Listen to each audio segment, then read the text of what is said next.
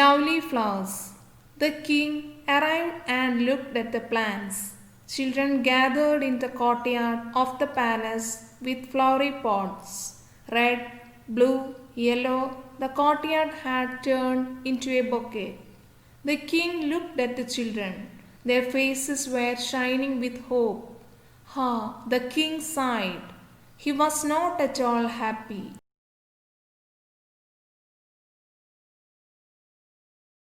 Empty pot. At the end of the line stood Pingala. When the king reached him, he stopped.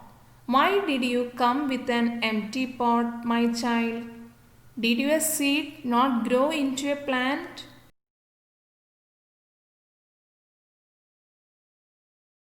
A smile. Pingala held his head down and said, "Forgive me, Your Highness. I tried my best to grow the seed. I gave the best soil and manure to it, but the seed did not grow." A smile appeared on King's face.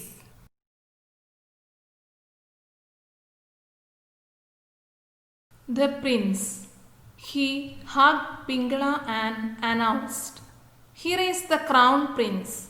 I had given everyone roasted seeds which would never grow. Only this boy is honest. I am sure one day he will rule this kingdom justly."